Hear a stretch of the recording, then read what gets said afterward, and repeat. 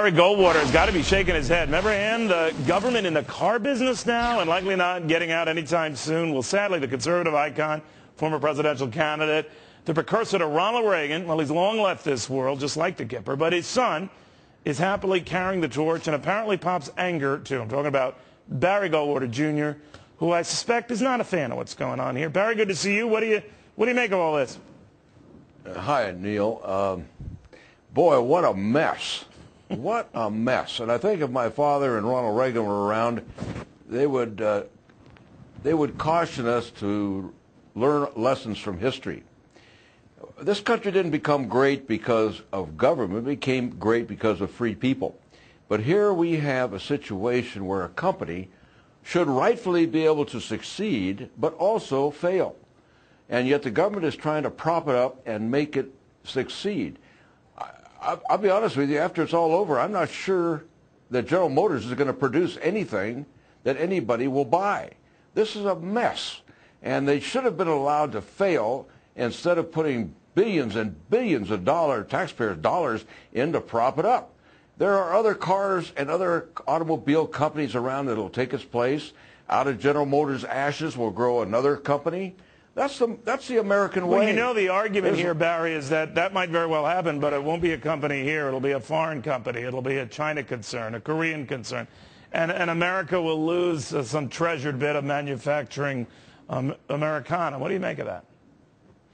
That's happened every day. We used to be the manufacturer of televisions. We used to manufacture all the boats in the world. No, that's world economics.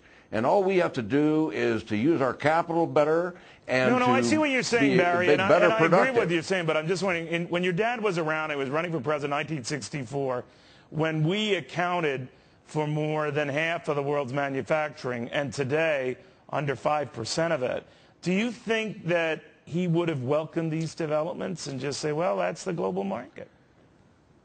Well, I think you have that's reality, Neil. That's reality. Whether you and I like it or not, that is reality. A dollar will go where it gets the most value. I know, but should government? That's the big argument of our times, right, Barry? I mean, that's the argument the Obama folks are making. Should government allow that to happen? The government shouldn't be in the way. You allow the free market. Why is this country the greatest, most successful country in the world when 4 billion people live on less than $1? It's because of freedom, liberty, and not government intervention and manipulating the marketplace. The marketplaces change every day.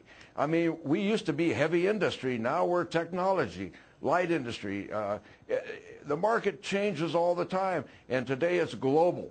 And you can't stop that. Yeah, but Barry, one thing you can't stop is Republicans from tripping over themselves. And your dad's old party, your party.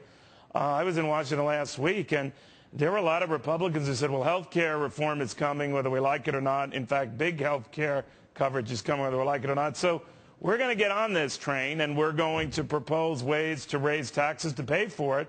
And these were Republicans, Barry, who were saying, maybe tax health care benefits, maybe put a tax on soda. And I had said, Barry, if any one of you guys start taxing bakery products, I'm coming after you. And it's happening. And that's your party, Barry. You know, Neil, the party is trying to sort itself out. And I think the best thing we have going for us is the liberal Congress and President Barack Obama. And I think if we just be patient, they're going to sink their own ship by trying to do too much, to get too much involved. Economists say that the best ratio between the government and the private sector is about 18%. If you factor in health care, the government is going to account for over 50% of the gross domestic product. That's going to sink, and that's going to make people mad. They're going to want to return back to freedom and liberty. The Republicans have just got to stick to their core values. Who speaks best for Republicans today?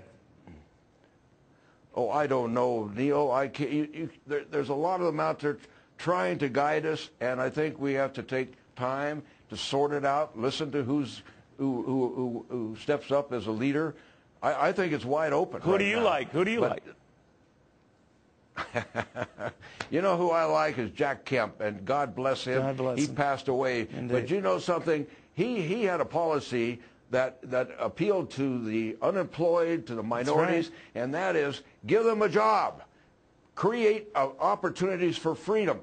Freedom and free economics have lifted more people out of poverty than any government program ever created. And my hero has always been Jack Kemp. I agree. And you know what I always think about? That famous line of Jack, he had so many great lines, but as a quarterback in his own right, he said, you know, I never looked at the color of the guy on that front line as long as he was protecting me. And that was a great line. Said a lot. Barry, thank you very, very much.